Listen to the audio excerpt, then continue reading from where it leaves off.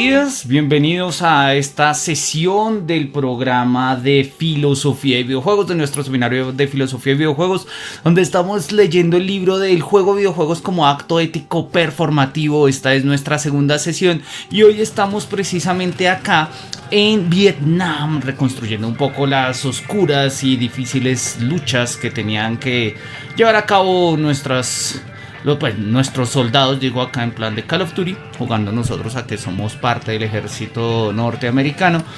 Y pues precisamente vamos a jugar un momento, a jugar un ratico, vamos a estar jugando esta pequeña partida durante varios momentos de la sesión, para hablar a propósito de lo que el profesor Elías Rey tiene que decirnos sobre el juego de videojuegos violentos, ¿no? Recordemos que ese es el foco de la investigación y que pues eso es precisamente sobre lo que vamos a hacer, ¿no? Entonces este juego salió hace un par de años, creo, 2021-2020. Está ambientado, es el último gran Call of Duty, bueno, no el último, es Call of Duty Cold War, ¿no? Guerra Fría. Y pues precisamente acá estamos yendo a Vietnam, peleando otra vez estas luchas contra, pues digamos, reviviendo estas luchas entre el capitalismo y el comunismo, que se repartieron el mundo como hace tiempo se lo hubiesen repartido, no sé, los griegos o los romanos o incluso los mismos españoles con los portugueses. No, acá entonces vamos a entrar al helicóptero y bueno, vamos a jugar un momento, vamos a mirar, vamos a prestarle atención a algunos de los aspectos en los que se mueve el ámbito de la violencia, sobre todo porque, repito, nos interesa el tema del videojuego violento, ¿no? Eso es lo que vamos a trabajar. Entonces, vamos a ir, tiene un activo esencial que Charlie realmente un poco quiere. el juego mientras hablamos. El tipo que no preguntas. Llevan dándole una buena paliza al Ripcord, así que nuestro deber es asegurar el activo y largarnos. Calma, tenemos aeronaves para prestarnos apoyo aéreo en esta misión. Será un paseo en el parque. ¡Audífonos! A todos los pájaros, confirmen. Badger 9-1, preparado. Badger 9-2, listo para todos. Badger 9-3, rotores listos. Todos los pájaros, vamos, arriba y adelante. Todos los pájaros en el aire. ¿Están todos cómodos? ¡Ay, vaya, Adler! ¿Por qué me da la sensación de que vas a darnos una mala noticia? Porque eres inteligente, Sims. La noticia no es mala, de hecho, podría ser muy, muy buena. El activo en Ripcord tendrá que seguir esperando un poco. Nos separamos de la armada, un desvío. Y eso es bueno porque... Una fuente informa que podría haber alguien importante aquí. Un operador ruso conocido como Perseus. ¡Ah, mierda! Agradezco el entusiasmo, Sims. Si nuestra fuente es correcta, sería una mina de oro de información. La primera vez que Perseus apareció. Acercándonos a la aldea ahora. Entendido. Avanzando a establecer zona de aterrizaje. ¡RPG! ¡Todos! ¡Enciéndelos! ¡Ahí, en el campanario!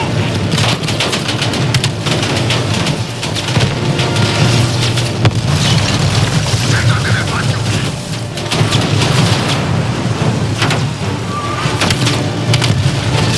¡Más RPG en la azotea! ¡Mirando!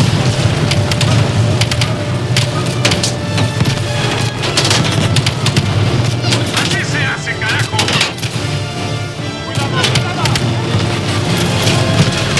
Veo la zona de aterrizaje. Avanzando. Tú y yo, Ben. Hagámoslo.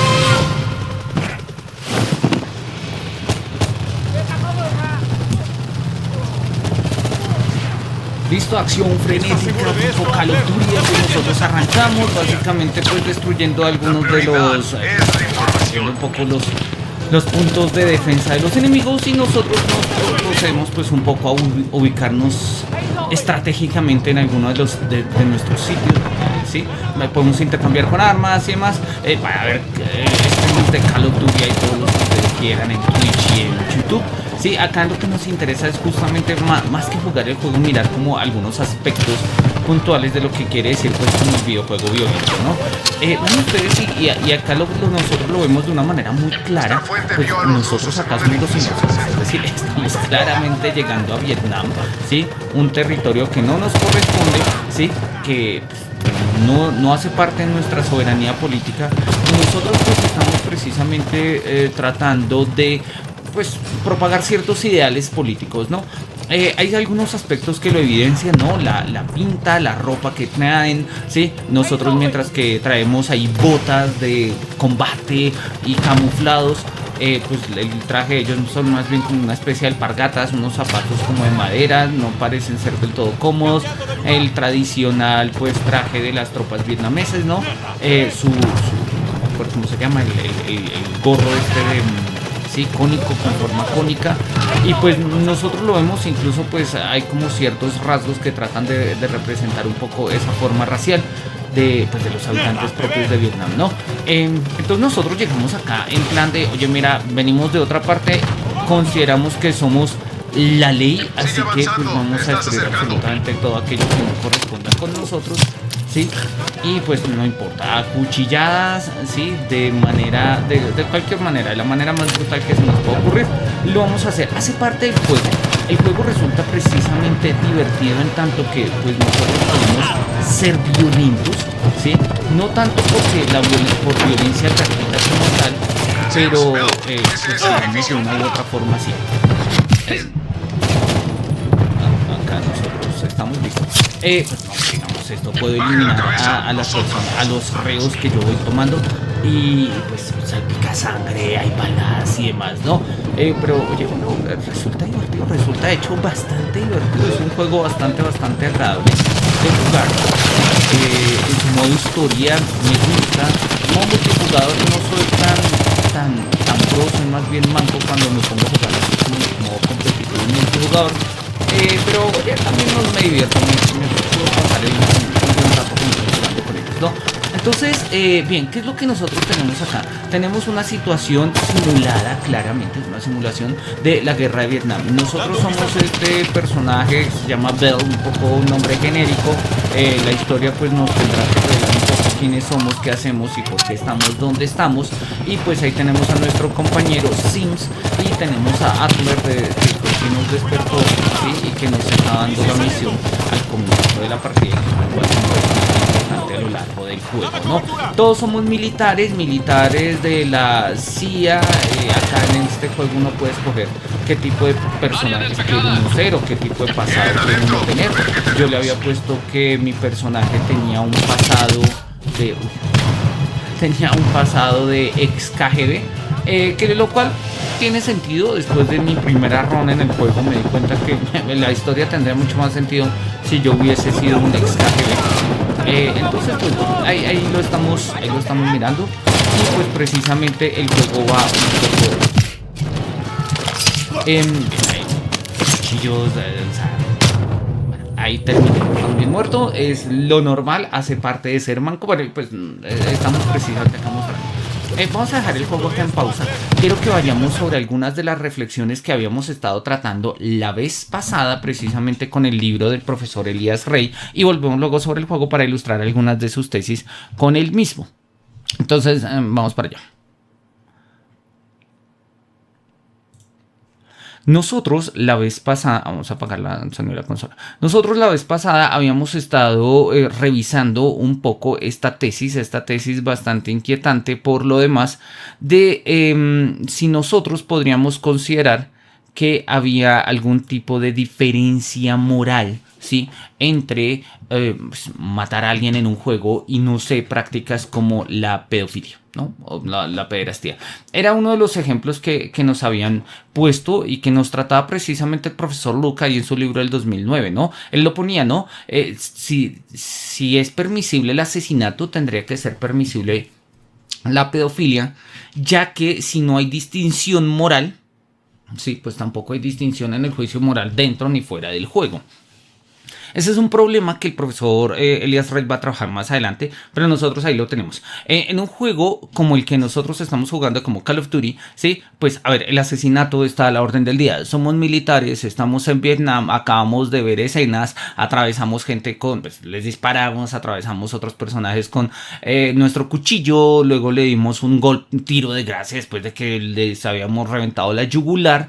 Y pues precisamente viene un poco la pregunta de, bueno, pero es un juego de guerra. Obvio, en un juego de guerra tiene que haber asesinatos, pues asesinatos en sentido, en términos de guerra, es decir, bajas de guerra, ¿no? Y aparecen las distinciones conceptuales, que también pues son distinciones éticas e incluso políticas, ¿no? Habíamos quedado precisamente en ese momento, en ese lado, y pues por eso nos interesa cómo seguir en nuestro trabajo, seguir, digamos, continuar con la lectura del texto. En la medida en que leamos el texto vamos a darnos cuenta que pues vamos a encontrar algún tipo de matices, ¿no? El profesor Elías Reid, siguiendo y haciendo uso de todas las estrategias académicas, pues va a ser un estado del arte, se llama esto, es decir, revisar qué autores han dicho qué sobre el tema, ¿no? Entonces dice que Cockleberg, refiriéndose también a los juegos violentos, encuentra que hay defensores de este género. Walsh en el 2001, que hace una investigación empírica, sustenta que la agresión y violencia son efectos de este tipo de videojuegos. McCormick también en el 2001 dice que sus interpretaciones están emparentadas con las perspectivas éticas como la aristotélica. Ya habíamos hablado de Cockleberg 2007, así que pues no lo hemos citado, pero oye, simple y llanamente como para darle acá homogeneidad vamos a subrayarlo, ¿no?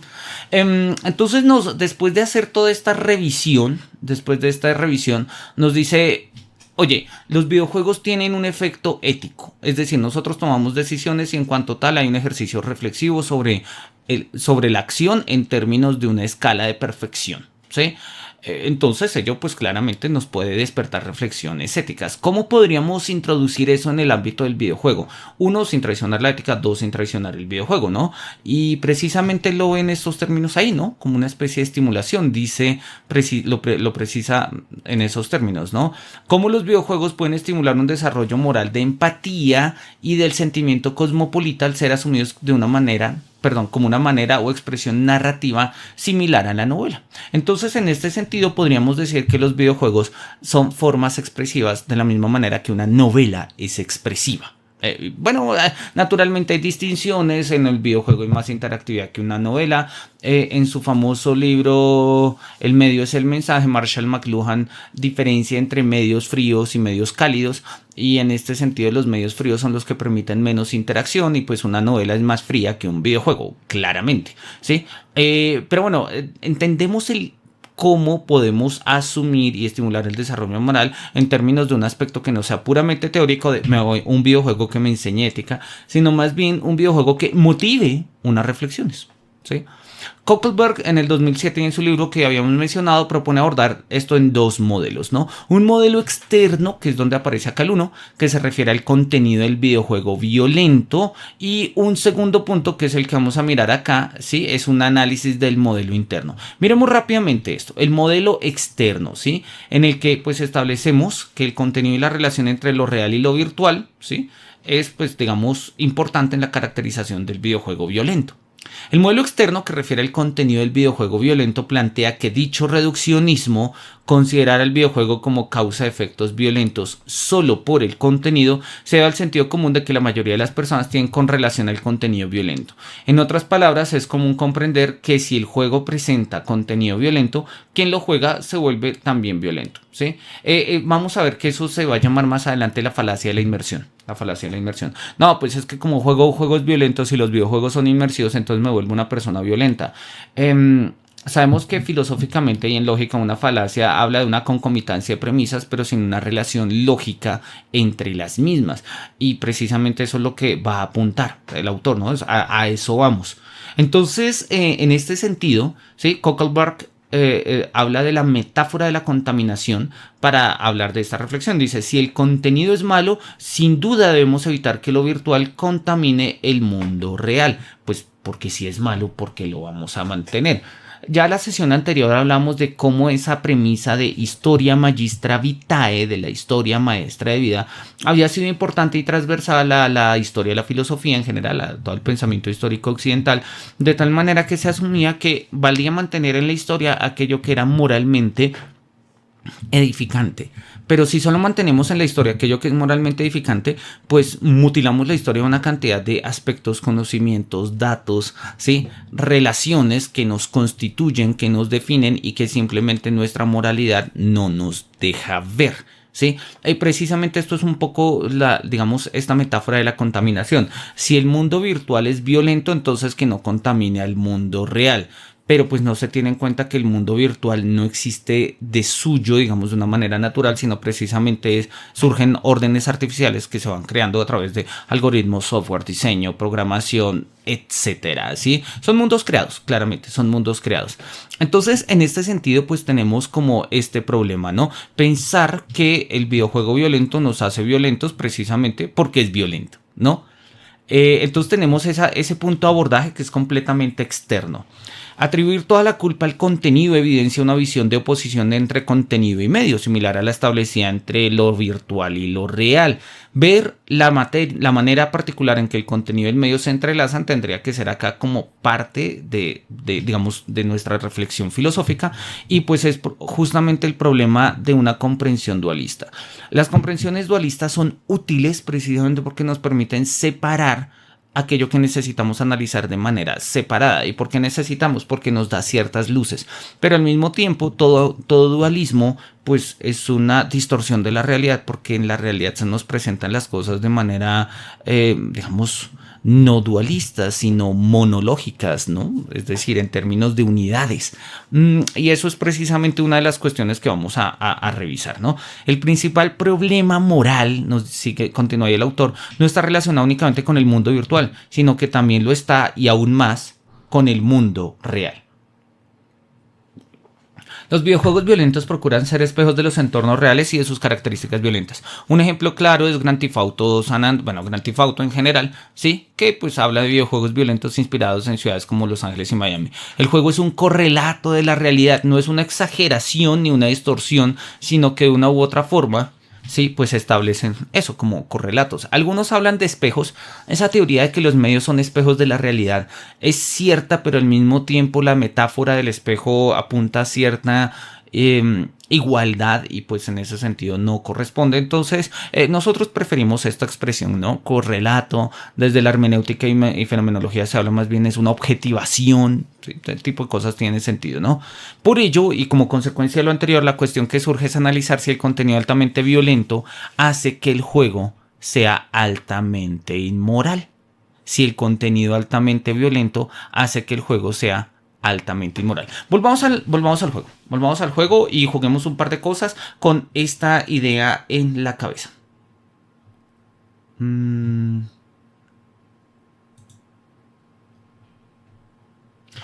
Volvamos al juego con esta idea en la cabeza. Listo. Entonces seguimos nosotros.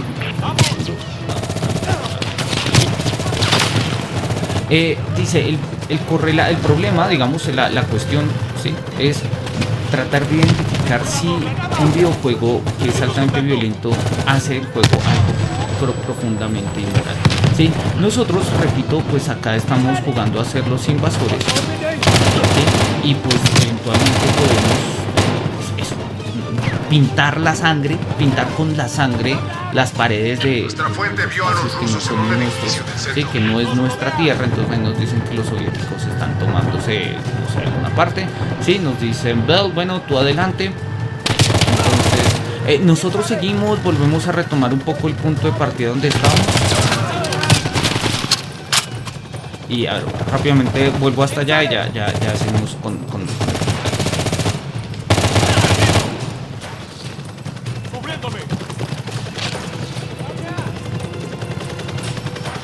Sigue avanzando, te estás acercando.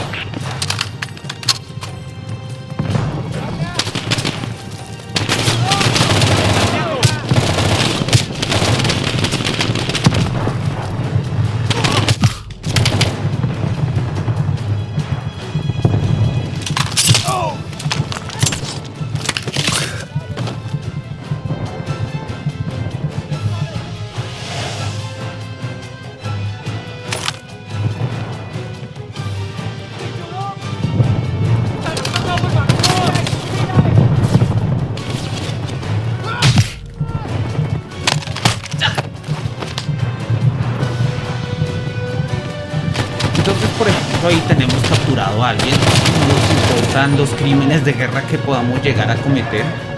Simple y llanamente en este sentido, pues lo podemos hacer y lo hacemos, ¿no? Entonces ya después de sujetarlo, sacamos nuestro cuchillo, lo clavamos, lo matamos, ¿sí?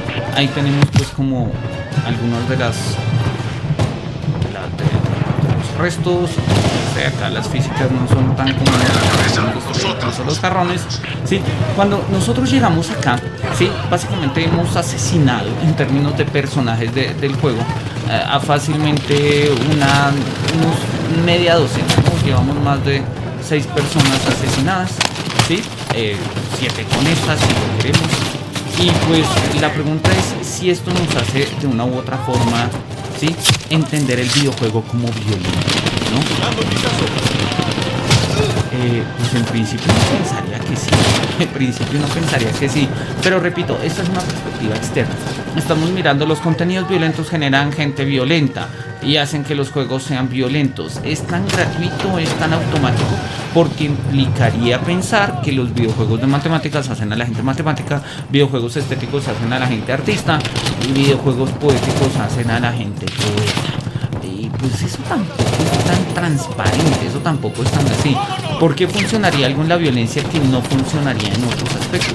¿O qué es lo que tiene en particular la violencia que termina pensándose pues, en términos un poco más proyectivos, invasivos, si se quiere, en estos casos, ¿no? Allá lanzamos nuestras granadas, miramos a ver cómo mejor haberlo hecho desde arriba, ¿no? Pero bueno, nosotros acá podemos seguir pues, como en la tarea de eliminar locales, ¿sí? Nosotros acá pues jugando a ser héroes de redentores en medio de lo que es la guerra de Vietnam. Es interesante porque los juegos de Call of Duty poco a poco han traído también como algunos ejercicios reflexivos personales, o sea, dentro del marco del juego, que nos han permitido a nosotros entender que tampoco es que esa fantasía bélica de los gringos, de nosotros somos los buenos y vamos a liberar ¿sí? Y vamos a liberar pues, el mundo del comunismo o del terrorismo o del, no sé, el malo de todo, ¿sí? Pues como que sea tan elemental. Eso no es tan simple, eso no es tan así, ¿no? Pero ya de una u otra forma lo estamos señalando. Ahí volvemos otra vez al comienzo. Vamos a dejarlo ahí. Más adelante vamos a mirar si podemos avanzar un poco en esta misión o si no miramos otras misiones. Pero me interesa sobre todo mantener la reflexión lista. Y la reflexión es muy puntual. La reflexión es hasta qué punto los videojuegos violentos hacen que el juego sea violento. Y por extensión, hasta qué punto un videojuego violento hace que nosotros seamos violentos, ¿no? Ese es el quid del asunto. Y por eso decíamos, esa es una perspectiva externa, ¿no? Una metáfora de la contaminación, la violencia virtual va a contaminar el mundo real, entonces dejemos el mundo virtual afuera. Bueno, ¿eso es posible? Habría como que mirarlo. Volvamos al texto y ahora volvemos acá al asunto. El modelo interno va por otro lado, es un poco más sencillo, sí, pero pues va por otro lado. Nos dice lo siguiente: en este análisis interno, no solo se trata del uso de un avatar, en nuestro caso, en nuestro personaje de Bell, lo que convierte al personaje del juego, incluso si la narración del juego lo demanda, para que exista empatía con el personaje del videojuego. El jugador debe identificarse con él. Nosotros, no porque manejemos a un personaje violento, nos volvemos violentos. De todas maneras, hay una distancia entre jugador y avatar, personaje que manejamos y el jugador. Pero precisamente, en la medida en que nosotros establecemos una unidad, pues podríamos entender cuál es un poco este problema, ¿no? Y precisamente lo que, pues, el título del libro lo va a decir: jugar es un acto performativo, ¿sí? Es decir, nosotros no solamente, y lo había dicho desde el comienzo el autor, nosotros no solamente simulamos, sino que cuando jugamos hacemos algo, así sea en un horizonte virtual, hacemos algo, ¿sí? Y esto tiene que ver precisamente con una dimensión de agenciamiento por parte del jugador en un horizonte virtual, ¿no? Que, pues, cuyas acciones resultan performativas, así se llama el libro, así precisamente se llama el libro, ¿no? Entonces, el jugador constituye al avatar, no deja de ser el mismo, o sea, no es que porque nosotros seamos violentos en un videojuego vamos a ser violentos nosotros, no, pero tampoco quiere decir que haya una separación tan radical entre jugador y avatar, no, más bien podríamos decir, o sea, si hay una distinción entre puedo diferenciar claramente quién juega y quién es jugado, o sea, quién es el avatar con el que yo juego en el videojuego, digamos que yo manejo, con el que me escondo, salto y demás, y también puedo diferenciar a mí de precisamente el avatar, en tanto una persona con ilusiones, sueños, angustias, miedos, deseos de jugar, etcétera, ¿no? Pero podríamos establecer un criterio de unidad entre el jugador y el avatar precisamente en la experiencia de juego. Que es la idea que nos dice acá, ¿no? Existe una unidad entre ambos a partir de la experiencia de juego. Y eso es lo clave en el horizonte de, pues, digamos, la perspectiva interna, ¿no? De este análisis que nos sugiere Koeckelberg. La propuesta es muy sugerente, entonces nos dice, mira, el principal problema moral de los videojuegos violentos, ¿sí? Que Koeckelberg encuentra apoyado en Aristóteles, es el tipo de persona que puede llegar a convertirse el jugador. Ese es como el problema, ¿no? El problema es, a ver, si la persona que juega videojuegos violentos se va a volver violenta o no. Obviamente uno puede llevar la pregunta por otro lado, decir, pero pues jugar videojuegos de matemáticas no me va a hacer matemático. Ok, de acuerdo, pero eso es evadir la pregunta. La pregunta no es de carácter formal, en este contexto es de carácter real, material y formal al mismo tiempo. O sea, jugar videojuegos violentos hace que las personas se vuelvan violentas. Repito, es un interés real, ¿no? ¿Y por qué es un interés real? Pues porque siempre es chévere que haya gente que sepa matemáticas, claramente. Siempre es maravilloso que hayan artistas y que puedan aprender el arte a través de los juegos y de los videojuegos. Pero el problema de la violencia termina siendo un problema, digamos, de otra índole. Termina ser un problema que ataca precisamente las condiciones mismas de posibilidad de hacer matemáticas, de hacer arte, de hacer literatura, de hacer ingeniería, de hacer lo que queramos hacer. Porque pues la violencia pues termina con nuestras vidas. Termina con nuestra dignidad, puede terminar con nuestras vidas, puede terminar con nuestros cuerpos, destruye nuestros espíritus, ¿sí? Es decir, pongo violencia en el sentido amplio del término, ¿sí? No en un sentido amplio me refiero a existen muchas formas de violencia, ¿sí? Si bien es cierto que Benjamin en su texto hace una crítica a la violencia, establece una caracterización muy teórica de lo que es la violencia, ¿sí? En términos de lo que mantiene y sostiene un Estado de Derecho, ¿sí? Porque pues básicamente esa es la tesis que va a sostener allá Benjamin, ¿sí? Y pues toda violencia funciona en términos de medios fines. La idea que nosotros estamos mostrando es más aterrizada y es una pregunta real, ¿no? ¿Quién juega videojuegos violentos se vuelve violento? Y me preocupa realmente porque yo vivo en Bogotá, Latinoamérica, y Bogotá tiene una tasa de inseguridad altísima, ¿sí?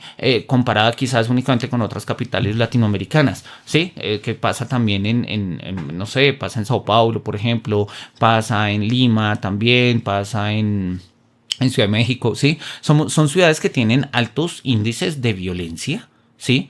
Violencia en el sentido de inseguridad, me pueden robar, me pueden matar, ¿sí? Me pueden violar, o sea, a eso es a lo que me refiero. Digamos que la reflexión filosófica tiene sentido y tiene valía, pero acá la pregunta es muy puntual y muy concreta, ¿no? Si bien no vamos a responder eso ya, ¿sí? Y pues igual es imposible decidirlo de una vez de manera definitiva porque pues responde precisamente a cómo cada acto violento pues tiene un victimario, tiene una víctima, tiene un contexto, cuáles son las condiciones, etcétera. Nosotros nos vamos a centrar un poco pues precisamente en este efecto, si hay realmente un efecto entre jugar videojuegos violentos y pues tener comportamientos violentos, ¿no? El problema moral no es ese énfasis en llevar a cabo acciones morales virtualmente incorrectas, sino en hacerlo repetidamente, piensa Koeckelberg, ¿no? Una especie de manera de entrenamiento. Hace no mucho tiempo, a ver si tengo la imagen por acá,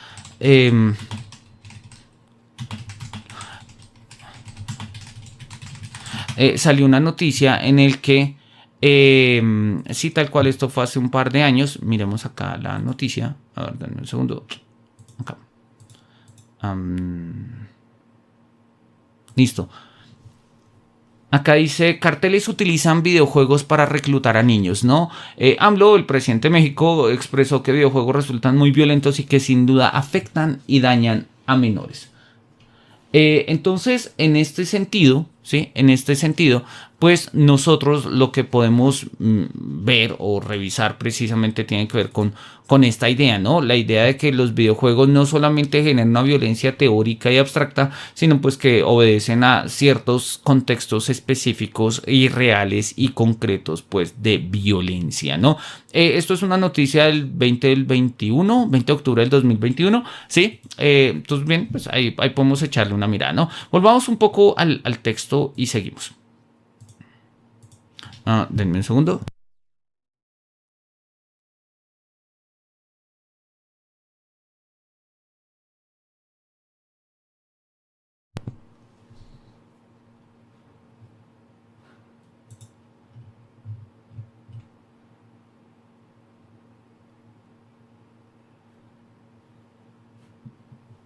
Listo, a ver, ya estamos acá. Bien, acá había unos mensajes. Hola, Brad Starali, un saludo.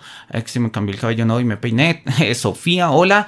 ¿Cuál era el videojuego de Al Qaeda o el Estado Islámico? Oye, no lo recuerdo, no lo busqué, pero busquémoslo. Seguramente si lo buscamos acá en internet lo podemos encontrar. Espérate y lo buscamos de una vez.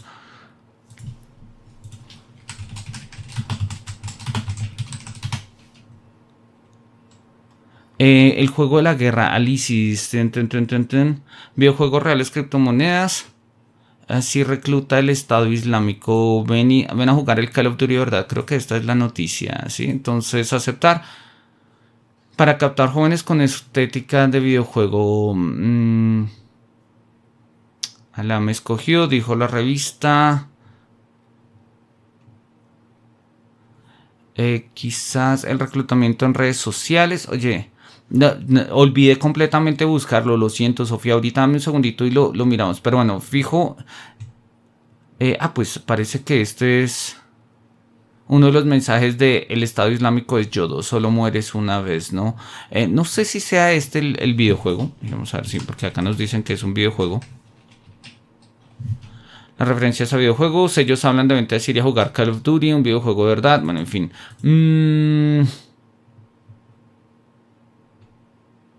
Estado Islámico usa el videojuego GTA. No, pero había la propaganda yihadista adapta un popular videojuego. Debe ser el mismo GTA.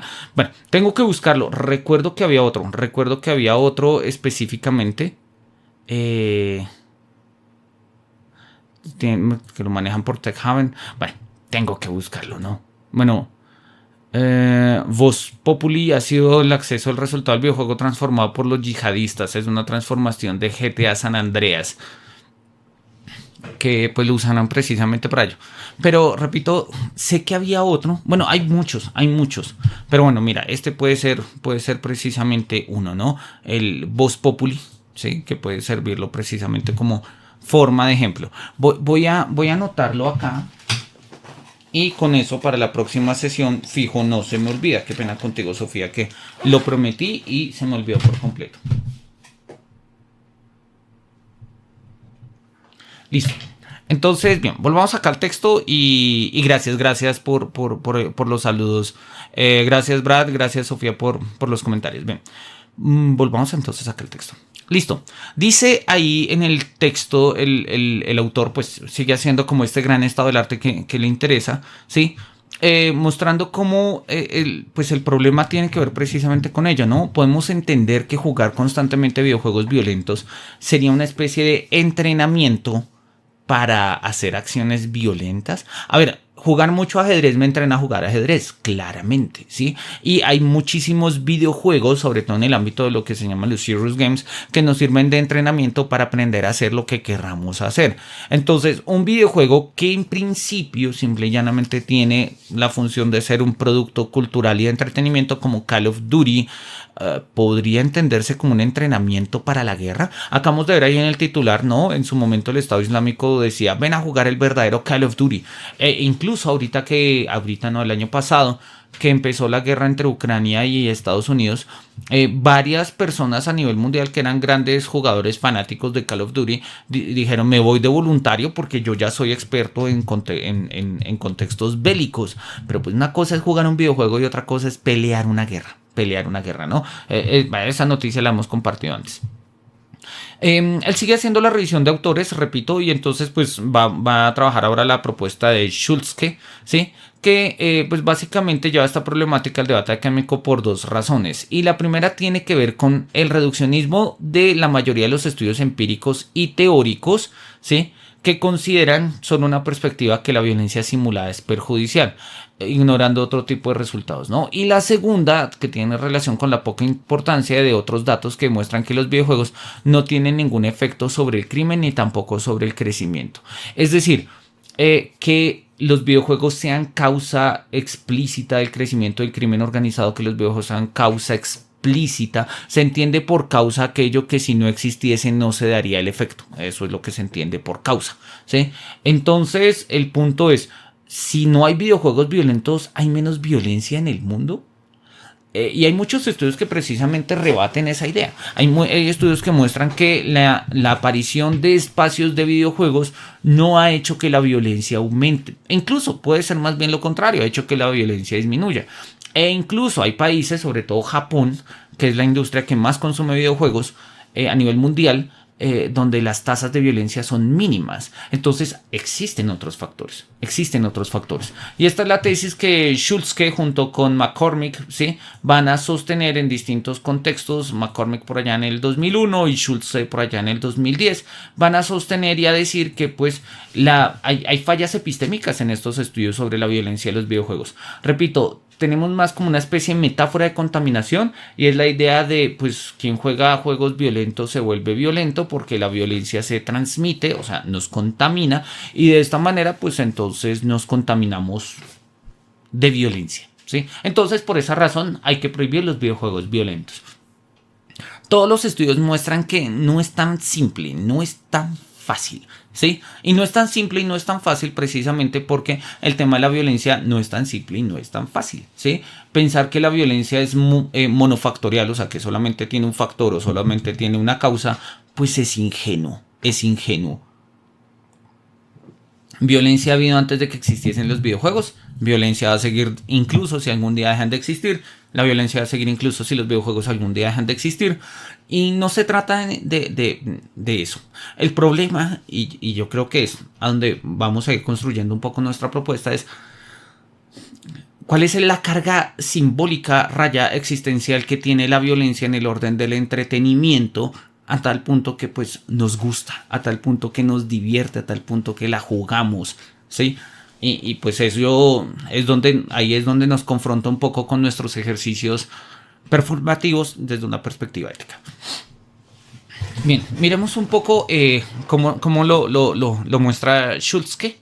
Schultzke dice que podríamos nosotros abordar distintas perspectivas éticas, como la ética deontológica kantiana, la ética de las virtudes aristotélicas y el utilitarismo, y pues nos darían distintas perspectivas, distintas posturas. La perspectiva kantiana pues que nos habla del imperativo categórico. La perspectiva aristotélica nos habla precisamente de una ética de las virtudes, y el utilitarismo nos habla pues de lograr el mayor bien con el mayor número. Si esto se puede hacer, a mí me parece que son más bien como más filosóficas, de poner a hablar a Kant con los videojuegos violentos. Creo que no se trata de poner a hablar a Kant con los videojuegos violentos, sino pensar los videojuegos violentos e incluso utilizando herramientas kantianas. Porque nos podemos terminar acá en un purismo kantiano, un purismo aristotélico, un purismo utilitarista. Y bueno, eso es interesante en filosofía, pero pues en el estudio de los videojuegos necesitamos pues ser un poco más constructivos.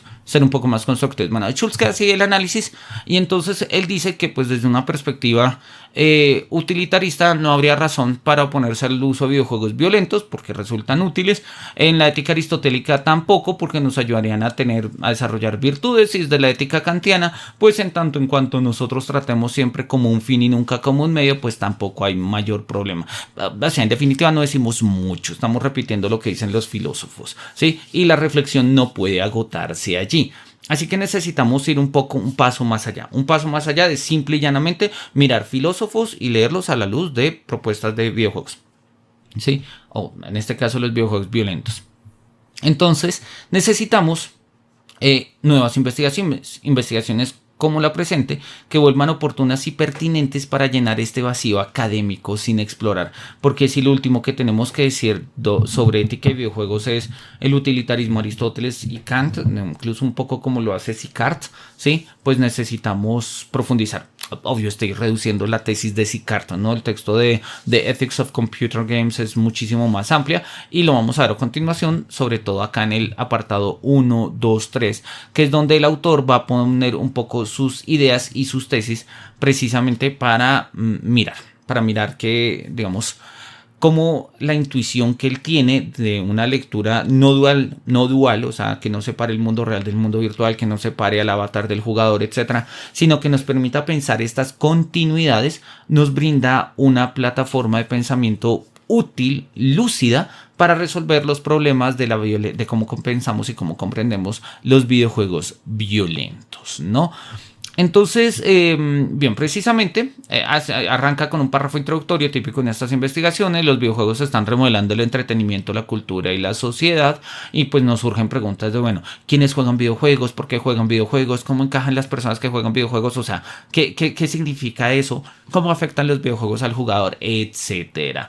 Y va a surgir un concepto que es clave, y el concepto que es el concepto de comunidades gamers, ¿no? Hoy en día nosotros lo tenemos, pues digamos, casi que naturalizado. Nosotros sabemos que todo juego que está en una especie de tendencia va generando una comunidad. Incluso los videojuegos que no tienen grandes tendencias también generan comunidades, ¿no? Pequeñas, pero las generan y aparecen grupos en Facebook y en Instagram y aplicaciones de los mapas en las App Store de los celulares y cosas por el estilo, y nos muestra que uno de los criterios que vale la pena pensar es que los videojuegos se juegan en el marco por lo general de una comunidad.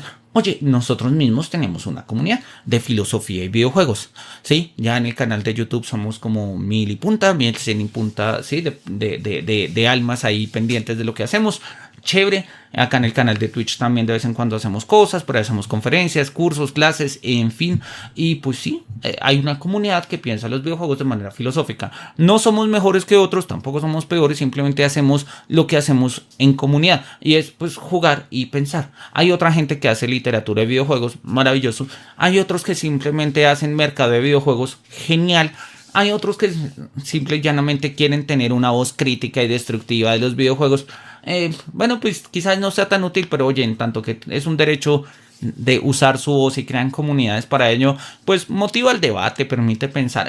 O sea, no está mal que hayan muchas comunidades de gamers. Incluso hay una que es la que yo usualmente la menciono, y es de Gamer Church, ¿no? Que aparece precisamente como... vamos a mostrarla. Es una gente que me cae muy bien, sí, que se llama Game Church, y pues ahí está. Es una comunidad evangélica cristiana que le gustan los videojuegos, sí, y que de hecho entiende el cristianismo a manera de un videojuego. Sí. Obviamente son gringos, porque los gringos son los que tienen como esta dinámica muy de cómo articular el gospel con otros aspectos, pero oye, son una comunidad, y si uno los sigue en Facebook se la pasan diciendo cosas de qué juego van a jugar este fin de semana, dónde van a estar, o sea, preguntas típicas de una comunidad, pues en general, ¿no? Entonces, pues creo que es clave el asunto de que nosotros no pensemos el factor de la violencia como individuos. Es decir, es que estos videojuegos afectan a esta persona en particular porque el videojuego es violento. Como si el jugador fuera puramente pasivo y el videojuego fuera la actividad, o digamos tuviera el agenciamiento total. Vamos a ver que los jugadores somos precisamente, o digamos, tenemos agencia, o sea, nosotros hacemos algo, pero además de ello, ¿sí? Que no se trata de juegos individuales, son juegos que se juegan en comunidad. Por eso pues surge el interés de, como por ejemplo la pregunta de Sofía, de cuál es el juego del Estado Islámico. ¿Por qué el interés? ¿Por qué te interesa un juego del Estado Islámico? Hay muchos juegos, ok, pero me interesa precisamente porque es del Estado Islámico. O sea, porque hay un marco en la comunidad donde ese videojuego empieza a tener sentidos, tiene unos compromisos políticos, éticos, etcétera, ¿no? Nos preguntan acá en el chat que si eso aplicaría solo a juegos o también a obras de arte, películas, series. En general yo creo que aplica a cualquier proceso de objetivación espiritual, llamémoslo en términos muy del idealismo, es decir, a cualquier forma de producción cultural, de creación de contenido, sí, yo estoy completamente de acuerdo, aplica también a juegos, series, películas, y no es nuevo, eso es antiguo, sí, o sea, desde el mundo antiguo, por ejemplo, nosotros lo miramos en la retórica y en la poética de Aristóteles. Aristóteles va diciendo cuáles son sus tragedias favoritas de Sófocles, por ejemplo, sí, de Eurípides también, y entonces empieza a generarse un diálogo que a lo largo de la tradición pues va generando, e incluso hizo que ciertas obras se conservaran y ciertas no, precisamente por ello. Bien, volvamos entonces. El autor va a establecer acá pues que nosotros necesitamos nosotros necesitamos comprender que se juegan en comunidades. Cuando hablamos de juegos multijugador es pues como más obvio que hayan comunidades, pues porque para jugar necesito que hayan otros, ¿sí? Pero el punto es que no solamente existen en los juegos multijugador, existen juegos de un solo jugador o con un PvP más o menos, o sea, player versus player más o menos regulero, como por ejemplo el de Elden Ring, que no nos permite jugar todas las partidas, sino encontrarnos en ciertos momentos a pelearnos unos contra otros y ya está. Pero la comunidad que hay en torno a Elden Ring es increíble, ¿no? Entonces hay gente que hacen cosplays, hay quienes hacen figuras de acción, ¿sí? A mí, en lo personal, un artesano colombiano me hizo una Marika, ¿sí? Porque pues soy fan de Elden Ring también, entonces tengo una estatua de Marika en la casa, ¿sí? Entonces, oye, pues, ¿sí? Eso se vive en comunidad, eso se vive completamente en comunidad.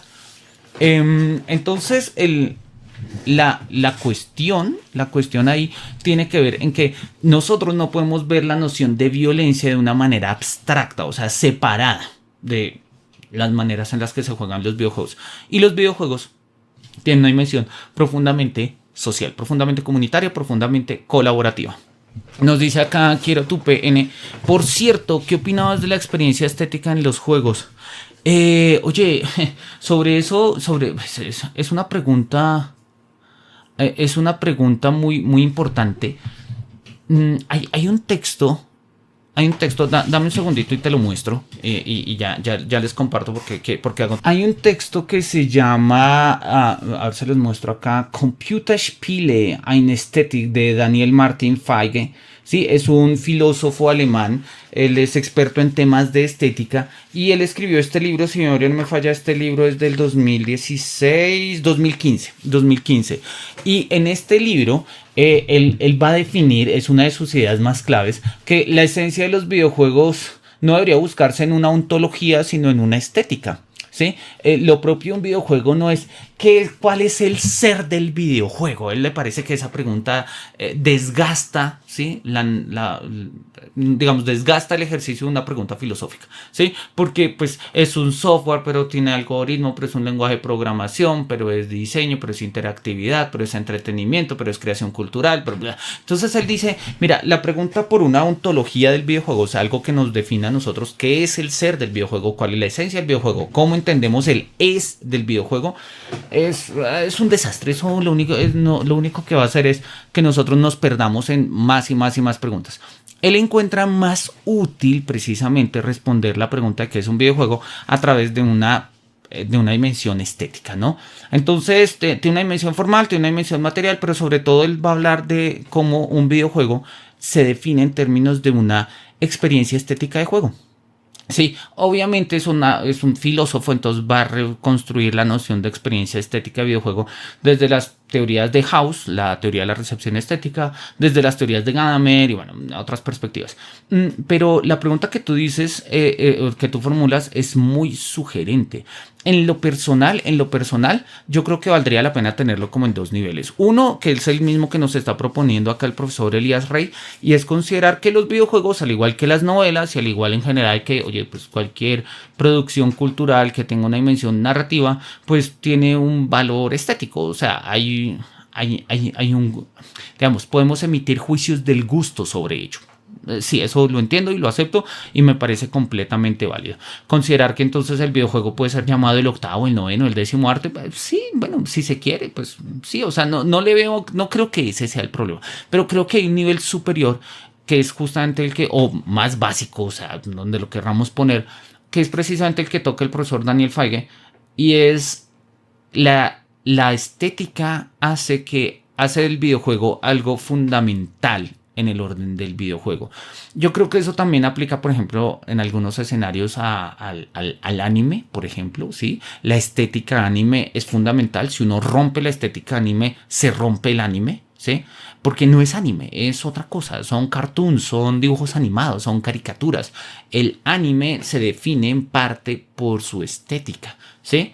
Y pues nosotros tenemos como ciertos aspectos estéticos que pueden ayudarnos a entender ese es del videojuego. ¿Cuáles son? Difícil, y más cuando ya vamos por la 9ª generación de consolas, ¿sí? Creo que no se trata de responder de una manera puramente sumativa. Es que es una estética basada en bytes. Sí, la moda del pixel ha retornado y siempre retornará como las modas, pero creo que la pregunta estética va en el orden de los videojuegos, va por otro lado y va un poco más a la manera en la que nosotros somos capaces de emitir un juicio de gusto, ¿sí? Sobre lo que es un videojuego. Sobre ello obviamente valdría la pena revisar toda la segunda parte de la crítica del juicio de Kant, donde nos habla de la dialéctica del juicio del gusto, pero mira, eso es otro tema. Luego por ahí esos temas los dicto en clase con mis estudiantes de filosofía. No sé, algún día podríamos hacer una referencia de juicio estético kantiano y videojuegos, ¿por qué no? Creo que tiene mucho que ver, Y acá Lisana me dice que si ha hecho alguna vez algún fan art en Blender. No, mira, no soy muy bueno en términos de modelado. Me gusta Blender, no lo manejo muy bien realmente. A veces he bajado modelos y juego con ellos y edito y hago cosas, pero no. El de la figura de Marika que les compartí ahorita está acá, efectivamente. Hay un tipo por ahí en internet que estaba vendiendo los archivos de impresión 3D en Blender y pues los compré, no me acuerdo, como por $4, una cosa así, $4 o $5, y se los di a un amigo que es un impresor acá en Bogotá que trabaja con impresiones en 3D. Y él hizo unos ajustes porque me decía que tenían ahí algunos efectos, ¿sí? Y lo pintó. Le pintó sí, a mí me gusta mucho el color del vestido de Marika. Bueno, en español lo tradujeron como Marida, ¿sí? Pero el nombre original es Marika y me gusta ese nombre, ¿sí? Entonces, sí, pues ahí está. Valdría la pena algún día dedicarme un poco más también al diseño. Es algo que me apasiona y me gusta, pero como les digo, soy profesor universitario y pues usualmente tengo bastantes cosas que hacer. Que si he pensado hacer cursos online, sí he pensado, pero no he tenido el suficiente, ¿cómo lo puedo decir? Ánimo y tiempo. Ánimo en el sentido de Parménides, ¿no? Parménides dice ahí en la primera línea de su poema que las yeguas me llevaban tan lejos como mi ánimo quería, ¿no? Y creo que es pues porque de una u otra forma el tiempo que tengo lo dedico al trabajo universitario. Pero sí es una idea que en las pasadas vacaciones, o sea, ahora en las de agosto, me rondó muchísimo, pero ya empecé a trabajar. Vamos a ver si en las vacaciones de final de año de pronto me animo a plantear algo y pues, no sé, hacer algunos cursos sobre estos temas de filosofía de videojuegos o sobre temas de filosofía que me encantan, ¿no? Hay los temas de ontología, temas de filosofía... la filosofía clásica, los presocráticos me encantan, sí, la patrística también me parece maravillosa, el comienzo de la filosofía moderna es genial. Bueno, hay como muchos temas que, ¿por qué no? Valdría la pena volver sobre ellos. Muchas gracias ahí por tus comentarios, Lisana. Bien, volvamos de nuevo al texto. Y avancemos un poquito en lo que estamos diciendo. Nos dice, mira, es importante entender, repito, que los juegos se juegan en comunidad, o sea, hay multijugador, y si hay multijugador, pues se juegan. Si no se juega en multijugador, se juega en modo single player, pero igual, jugándolo en modo single player, hay una comunidad a la base. A ver, si yo estoy jugando Call of Duty, es porque de una u otra forma me llegó a mí la noticia de Call of Duty, es porque hay alguien que juega Call of Duty, es porque Activision decide hacer Call of Duty, es decir, hay una comunidad de sentidos, de significados y de juegos, ¿sí? Hay muchos juegos, muchísimos juegos que se pierden precisamente porque falta una comunidad a la base. Y eso es lo que le pasa a la mayoría de los videojuegos independientes, ¿no? A la mayoría de videojuegos independientes en la, no sé, por ejemplo, en la Play Store de Google o incluso en Steam, hay muchísimos juegos independientes de una calidad increíble, de una narrativa maravillosa, pero que se pierden precisamente porque pues no hay digamos como se pierden precisamente porque no hay como una comunidad a la base, ¿no? Y entonces ahí me parece que el autor da en el clavo. Entonces, nos habla acá un poco de la apuesta artística del videojuego. Ya habíamos hablado, Serious Game, me lo voy a saltar rápidamente porque no es el tema y me interesa volver acá sobre el asunto. El asunto precisamente tiene que ver con esto, ¿no? Los videojuegos crean mundo. Los videojuegos crean mundo, ¿no? Los videojuegos en este sentido significan mucho más en nuestra cultura actual. Significan toda una manera de ser y de actuar en el mundo de hoy, que está caracterizado por avances tecnológicos, por la conectividad, por los vínculos humanos que se establecen en el juego y en las comunidades gamer por fuera del juego. Los videojuegos son manifestaciones humanas artísticas y culturales que constituyen la expresión de momentos históricos de la sociedad, de donde emergen, van más allá de ser un producto económico. No hay que olvidar lo que los videojuegos también se hacen como productos de mercado, sí, pero no se reducen a ello, ¿sí? No se reducen a ello, pese a que obviamente pues tienen sentido y se enmarcan en productos de mercado, ¿no? Por eso digamos que esas típicas lecturas que consideran que los videojuegos no son más que una de las tantas manifestaciones del capitalismo tardío, están bien, son ciertas, no podemos decir que no, pero son miopes, es decir, no están viendo la profundidad de lo que nosotros podríamos ver y que no necesita nada raro, sino pues una disposición de ver, ¿no? Como lo habíamos hablado y es algo que él sigue insistiendo acá y me interesa mostrar precisamente, en este sentido, pues los videojuegos ¿sí? Van creando una community of practice, una comunidad de práctica, y estas comunidades van existiendo tanto en el mundo de juego como en el mundo fuera de juego, ¿no? Entonces la comunidad de práctica en el caso de los videojuegos tiene la particularidad de que también existen por fuera de juego. Clarísimamente, lo acabamos de explicar, entonces no necesitamos como repetir un poco estas ideas. Y en este contexto, pues nos muestra que si las comunidades de juego, las comunidades de práctica funcionan tanto in-game como out-game, o sea, tanto en el juego como fuera del juego, pues los videojuegos son mucho más amplios que el horizonte mismo de la práctica de juego, ¿no? Los videojuegos siempre expresan algo, no son artefactos vacíos, expresan modelos de sistemas reales e imaginarios y se juega con ellos a través de las posibilidades ofrecidas por la mecánica, por el conjunto de reglas que los constituyen. Se aprende a atender y evaluar el significado de un videojuego jugándolo, ¿no? Ya lo habíamos dicho la vez anterior, pensar que un videojuego se reduce a describir de qué se trata y cómo se juega. Entonces, ¿de qué se trata Call of Duty? No, eres un soldado que está invadiendo Vietnam. ¿Y cómo se juega? Pues corres con L3, disparas con gatillo derecho, te agachas con X. Ok. Eso no dice mucho respecto al sentido que va creando un videojuego. Eso no dice mucho respecto al sentido que va creando un videojuego, ¿no? Y sobre todo a un videojuego, a una perspectiva o a un sentido en términos éticos, que es con lo que pues básicamente el autor va acá como a poner sus tesis, ¿no? Vamos a mirar algunas de estas tesis, vamos a mirar un par de estos ejemplos que nos da, porque nos van a poner un par de juegos como ejemplo un poco curiosos. Luego volvemos a la misión de Call of Duty, a ver si podemos mirar alguna otra misión, precisamente para... Un segundo que me está... Ya, acá. Y pues vamos a cerrar, ¿no? Tenemos apenas media hora nos queda, entonces está perfecto. La ética del videojuego como problema de investigación. Dice, mira, esto en el fondo vamos a seguir a partir de las tesis de Bogost. El famosísimo texto sobre ética de los videojuegos es el de Sicard, que es posterior, más adelante lo vamos a mencionar. pero él va a arrancar con la tesis de lo que se llama la retórica procedimental. ¿Y qué es la retórica procedimental? Pues básicamente, sí, la retórica, lo dice acá, está subrayado, es una práctica que implica el uso de procesos de manera persuasiva para un propósito específico. Es una práctica que busca orientar a través de procesos y de manera general y en particular pues el contexto de los videojuegos. Dicho en otros términos, sí, es un poco lo que lo decimos acá, los videojuegos crean sus propias retóricas. Miremos el ejemplo acá que nos pone de McDonald's. Lamentablemente es un juego que ya no está que ya no, o sea, ya no se consigue, ya no está online, sí, pero que nosotros podemos ver algún tipo de Aquí, la zona donde estamos. streaming. Vamos a ponerlo por acá. Los podemos ver todavía en internet, ¿no? Este es el McDonald's Game Guía en español. Básicamente lo que nosotros tenemos que hacer, ¿sí?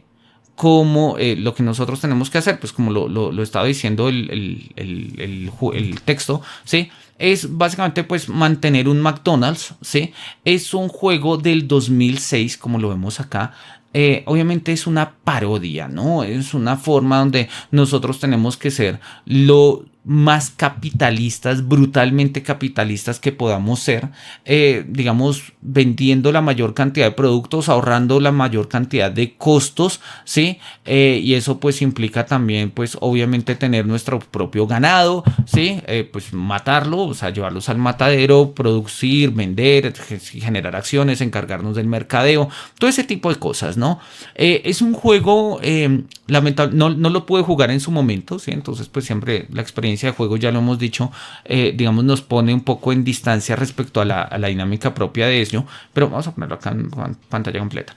Pero pues nos muestra un poco precisamente el asunto, ¿no? Nosotros miramos acá, estamos en agosto del 2001, más o menos están hablando de unos $26,000, 27,000 en términos de ganancia. Avancemos un poco a ver cómo fluye el asunto, ¿sí? Ya estamos en marzo del 2016, han pasado 15 años, las cadenas de producción han aumentado, ¿sí? Ya se tienen casi 200,000, no sé, dólares, supongo, McDólares, ¿sí?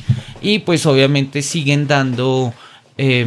habiendo ganancias según la junta directiva, según la parte de mercadeo. Entonces ahí nosotros nos damos cuenta, ¿sí?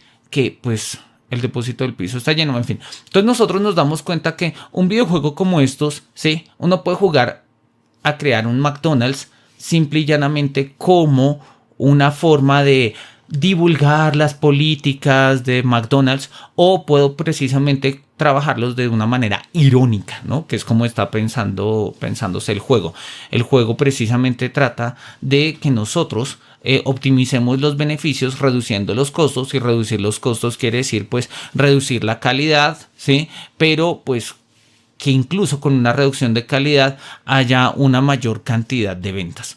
Y pues bueno, nosotros vemos que los números van subiendo y van subiendo y van subiendo, ¿no? Es un videojuego, no sé, no tengo ni idea en qué está programado, si en Flash, no sé, podría ser, a ver si acá nos dice algo.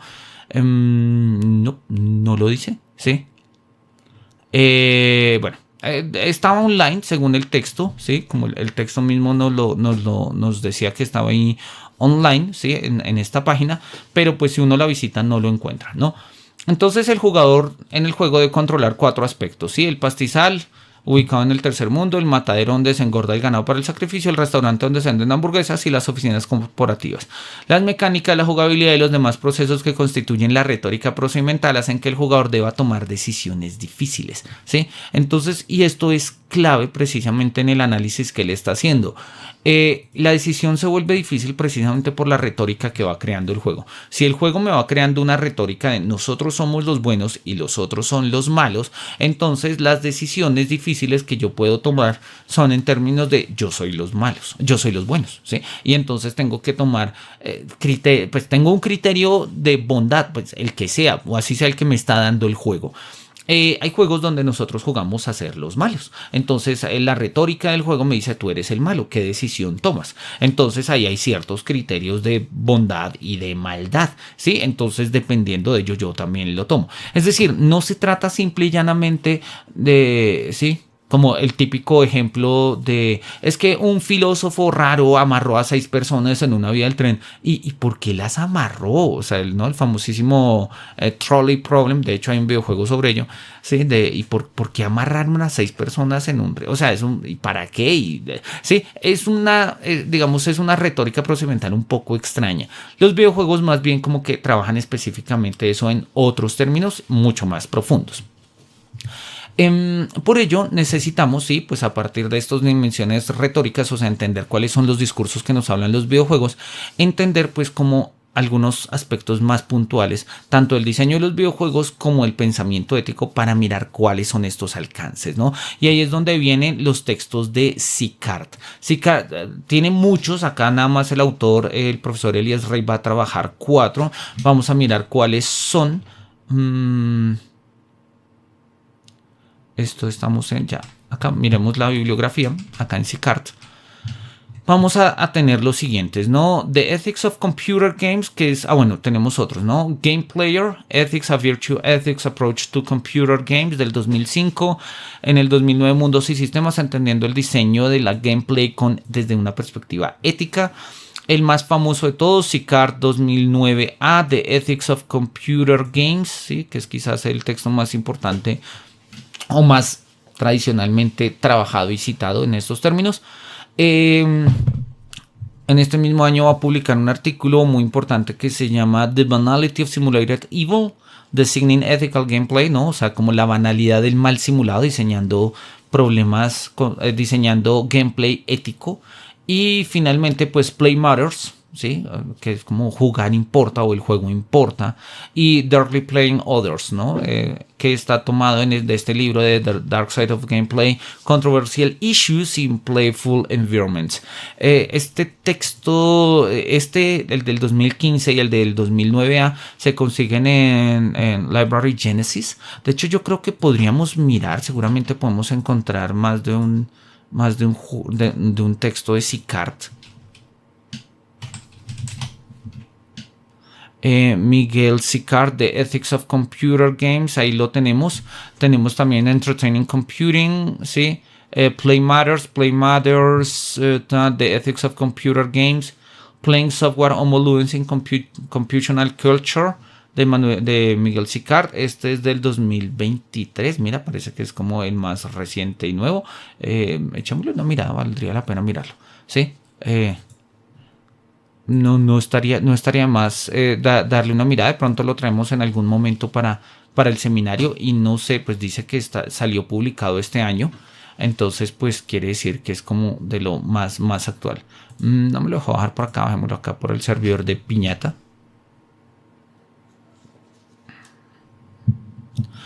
Pero bueno, a lo que me refiero con esto, y es lo que me interesa, Sicart sigue siendo pues un autor muy importante en el ámbito de la reflexión sobre el tema de los videojuegos, y pues vale la pena que nosotros pues lo tengamos como de referencia para nuestros estudios. Sicart considera, y es parte, no descargó, bueno, vamos a dejarlo ahí, luego lo miramos. Sicart, y lo va a mostrar el texto, considera que los videojuegos no simplemente nos presentan problemas éticos o diseños éticos, problemas éticos desde su jugabilidad, sino desde el diseño. Y de hecho, pues ahí lo veíamos, ¿no? Él va a hablar precisamente de eso. Desde el punto de vista de un diseñador y de un desarrollador, se considera que los juegos de computador, como él los denomina computer games, no son solo experiencias sobre un sistema de reglas y sobre los espacios del mundo de juego. También son experiencias relacionadas con la subjetividad de los jugadores. Es decir, son experiencias sobre la construcción de nuestro yo, de quienes somos, y cómo esa experiencia se expresa en una serie de valores éticos, un asunto que involucra el cómo nos relacionamos con los demás y con el mundo mismo. O sea, pensar la ética en videojuegos no es simplemente pensar la ética desde la experiencia de juego, sino pensar incluso la ética en el diseño mismo del juego. Eso lo habíamos visto en el seminario la vez pasada, y por acá lo menciono, pero vale la pena traerlo de una vez a colación porque pues me acuerdo, ¿sí? Denme un segundito a ver si lo encuentro.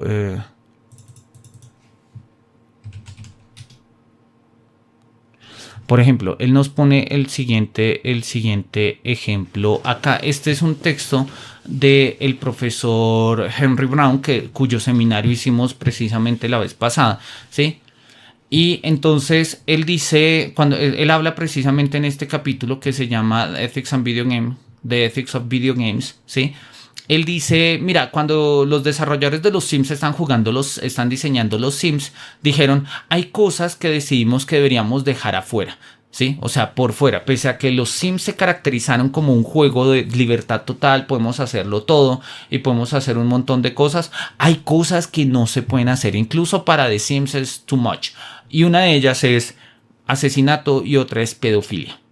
No se puede hacer. Es una decisión de diseño que no se pueda hacer. Entonces, ¿eso qué significa? Que desde el diseño hay claramente un vínculo, digamos, hay una... O sea, el diseño no es neutral, el diseño no es moralmente neutral.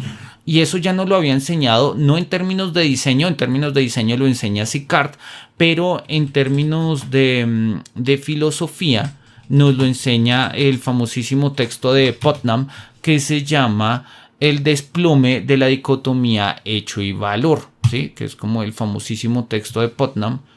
Miremos a ver si por acá puedo... Acá debería compartirlo. Perfecto. Sí, ahí está.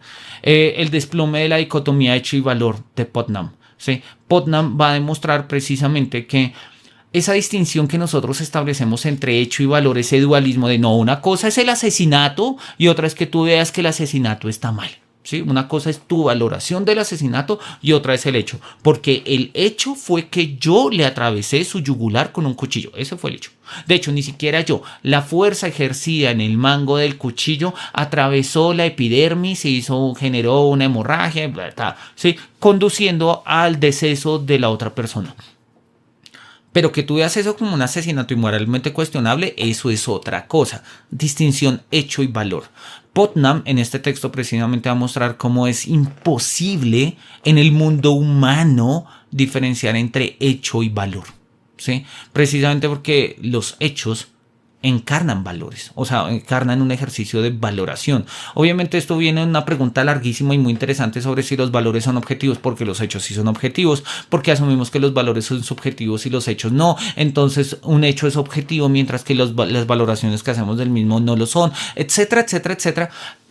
Entonces la postura de Putnam es, mira, ese dualismo entre hecho y valor nos hace más daño, ¿sí?, que el beneficio. Y dos, epistémicamente resulta insostenible. Y empieza a explicar por qué, ¿sí? Entonces, pues ahí es donde justamente va él a explicar el por qué pues necesitamos nosotros sobrepasar, digamos, esta dicotomía hecho-valor. Cuando tengan tiempo, léanselo. Es un texto del pragmatismo norteamericano ya clásico de Hilary Putnam. Es un muy buen texto, nos ayuda a entender a nosotros un montón de cosas y sobre todo nos sirve como plataforma para pensar muchas otras cosas en el contexto contemporáneo. Bien, volvamos acá. Entonces, repito, cuando hay cosas que en el nivel del diseño quedan adentro, quedan afuera. En este caso, en el diseño de los Sims decidieron dejar por fuera el asesinato y la pedofilia. Pueden haber otras cosas, Yo puedo dejar a mis Sims encerrados en una piscina y todo ese tipo de cosas, pero no son formalmente, digamos, explícitamente formas de asesinato.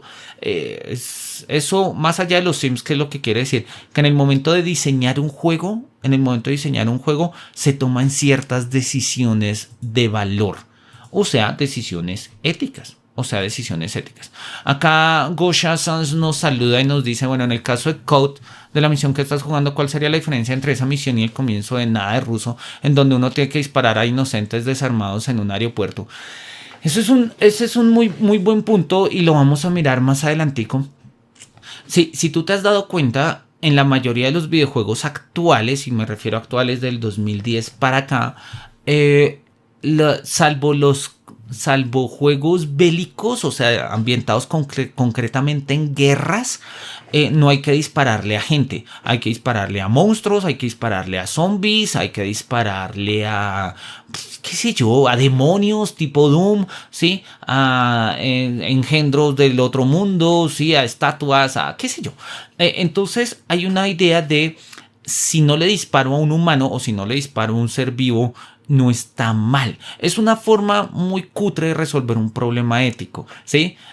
Precisamente estas misiones, como nada de ruso, ¿sí? Es donde hay que disparar a civiles. Y uno dice, pero son civiles. Porque si son militares, de una u otra forma se justifica. Uno dice, no, pues es que son el enemigo, me están atacando, tengo que defenderme. Y entramos en la lógica amigo-enemigo que me permite a mí resolver muy claramente, pues, qué hago y qué no hago. Así sea en un mundo virtual. Yo creo que acá la diferencia precisamente está, ¿sí? En que nosotros, en el orden, cuando no son referentes militares, sino son civiles, nos cuestiona, o sea, y están indefensos y están desarmados y demás, pues nos pone de frente la pregunta ética de, oye, ¿estarías dispuesto a atacar a una persona indefensa? Oye, ¿estarías dispuesto, si fueras un militar, a atacar a un civil? Oye, ¿hasta qué punto estarías dispuesto a seguir órdenes, ¿sí? Si no hay absolutamente nada que siga. Precisamente de eso se trata el punto de la banalidad del mal, de la cual nos va a hablar acá el autor. Así que voy a conectar esta pregunta con esta idea y ahorita volvemos al juego y lo miramos. En este propósito, Sicart habla de la banalidad del mal. ¿Qué es la banalidad del mal? ¿No? Acá lo define Sicart citando a Hannah Arendt, ¿no? La banalidad del mal, ¿sí? Es una denominación que utiliza Hannah Arendt para explicar la figura de Eichmann. Eichmann es uno de los coordinadores del holocausto nazi, de los famosísimos digamos, perpetradores de la solución final, que fue cuando transformaron los campos de concentración en campos de exterminio. Y pues Eichmann pues, lo hizo, simple y llanamente lo hizo. Y cuando le preguntaron, pues lo persiguieron, él se fue, lo encontraron por allá en Israel, le hicieron el juicio en Jerusalén. Y precisamente Hannah Arendt escribe el texto de Eichmann en Jerusalén.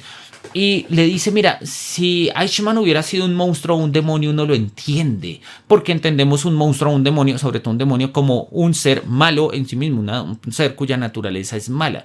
Pero el problema de Eichmann es que no lo era. Y él insistía, yo no estoy loco, yo simplemente seguía órdenes. ¿Sí? El problema de seguir únicamente órdenes es que podemos destruir medio mundo por estar siguiendo órdenes. O sea, el problema de la banalidad del mal es que uno, sustrae el juicio moral, no emitimos nosotros un juicio moral al respecto, ¿sí? Dos, ¿sí? Podemos llevar a cabo pues, las peores atrocidades y simple y llanamente, pues como hemos suprimido el juicio moral, pues adjudicamos la autoría o la autoridad de esa orden pues a otras personas, ¿no? Y eso mismo aparece en el contexto del videojuego. Sobre todo la banalidad del mal se presenta a nivel burocrático, siguiendo ciegamente y sin criterio algunas de las órdenes del apartado político totalitario. Sucede lo mismo con los videojuegos y Sicart se hace la misma pregunta, ¿no? Cuando habla de la banalidad del mal, es una de las consecuencias de los sistemas diseñados para ocultar la causalidad de decisiones. Repito, la banalidad del mal implica sí o sí la supresión del juicio moral. O sea, que tú hagas lo que tengas que hacer sin cuestionar por qué tienes que hacer lo que tienes que hacer. Los agentes dentro de este tipo de sistemas pueden participar en acciones poco éticas sin recibir retroalimentación. El comportamiento no ético debido a la estructura de retroalimentación del sistema se percibe como medidas necesarias. Por lo tanto, no se requiere de la reflexión ética. Cuando yo estoy invadiendo Vietnam, no requiero de la reflexión ética. De hecho, hay un nivel más adelante donde uno tiene que señalar dónde quiere que les lancen napalm, ¿sí? A los vietnameses, ¿sí? Vietnameses, ¿sí? Que están allá. Y pues ya, yo sé cuáles son las atrocidades del napalm y demás, pero es como, sí, hágale allá, y los destruyen. Y uno dice, ¿es un videojuego? Sí, claro, es un videojuego, obvio que es un videojuego, ¿sí? Porque si no, no estaríamos hablando en un videojuego, estaríamos hablando en una corte internacional de derecho humanitario, cosas por el estilo, ¿sí? Pero la pregunta es, ¿no hay una especie de banalidad del mal latente en el videojuego, en el videojugador? Porque precisamente eso es lo que ocurre. La banalidad del mal en los videojuegos es la consecuencia que llamaría Bogos de la retórica procedimental, es decir, la práctica persuasiva y expresiva que poseen los videojuegos, premeditadamente o no, en los procesos formales de juego por los diseñadores, para que sean asumidos sin reflexión por quienes juegan. Miremos de nuevo acá el juego. Miremos miremos si puedo salir de... si puedo salir y puedo cargar mi otra partida que tengo como misiones más adelantadas. Vamos a ponerle acá un poquito el sonido a la consola también. ¿Dónde está? Acá, más partidas. Acá tengo más partidas. Sí, miremos A ver, tenme un segundo. La cámara me tapa y no logro ver. Sí, miremos ahí la del conteo final. Pues igual es simple y llanamente para mostrarlo. Sí, entonces nosotros ahí ya sabemos dónde está Perseus. Vamos a irlo a atacar. Está en Cuba. ¿Por qué? Pues porque el juego se llama Call of Duty Cold War. Entonces en la Guerra Fría, pues obviamente Cuba hacía parte del bloque soviético que estaba puesto en la parte occidental de América. De la misma manera que Afganistán se fue creando como un bloque capitalista, ¿sí? En el contexto de el mundo soviético. Por eso es que luego va a pasar todo lo que va a pasar en Afganistán. Valdría la pena luego echarle una mirada a esa historia, ¿no? Pero bueno, entonces acá tenemos como esta otra partida. Nosotros vamos a llegar a Cuba y vamos a llegar a Cuba, así como en algún momento llegamos a Vietnam a dispararle a vietnameses, pues ahora vamos a llegar a Cuba a dispararle a cubanos. ¿Por qué? Porque esas son las órdenes, porque nos mandaron. Sí, pero es que son militares. Obvio, en el contexto del juego, sí son militares. O sea, están defendiendo a un terrorista soviético que está escondido de los regímenes y demás, lo que sea. Pero de una u otra forma, el problema es el mismo. O sea, hay un juicio ético a la base de mi práctica de juego, de mi experiencia de juego, o simple y llanamente juego y ya, pues como me dijeron que había que matar, pues mato. Y sí, entonces mira que esa perspectiva que nos está sugiriendo el autor no es ingenua, nos está diciendo algo de eso pasa, ¿sí? Algo de eso pasa. Entonces acá la historia, no les voy a hacer demasiados spoilers por si no han jugado acá la historia. Acabo de pasar por una crisis de identidad brutal, me acaban de decir todo lo que ha pasado y quién soy yo en realidad, etcétera, ¿sí? Acá en esta misión he decidido apoyar a los gringos, a los americanos, a todos los americanos, ¿no? Todos los de América, a los gringos. Y entonces pues la idea es que vamos a bombardear el sitio donde está Perseus, ¿sí? Y pues para ello necesitamos llegar a nuestro punto de, digamos, lo primero que tenemos que hacer es destruir unas armas antiaéreas y pues permitir a cada uno de nosotros una lanzagranada que nos va a permitir a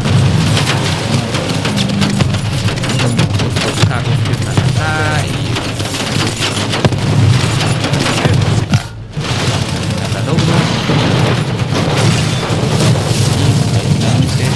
ya uno sale y nosotros arrancamos.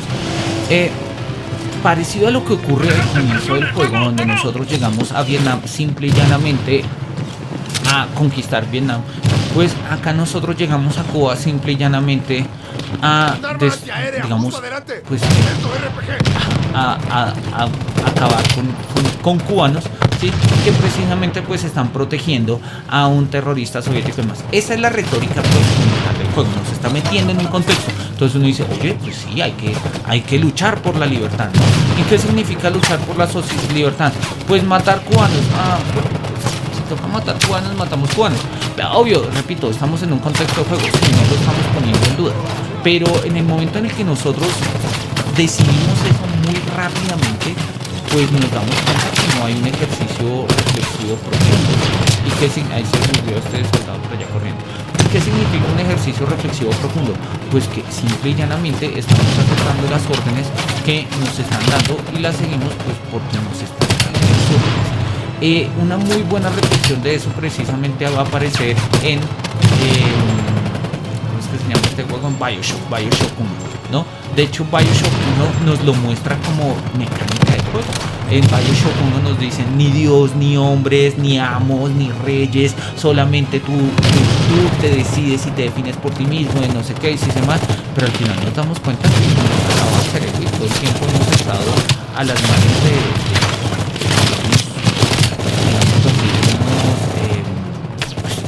a las manos de otros. O sea, hemos seguido órdenes al margen de lo que nosotros mismos somos estos. Si podemos avanzar un poquito. Pero bueno, pues de todas maneras creo que esta es otra misión que a mí me parece muy subjetiva.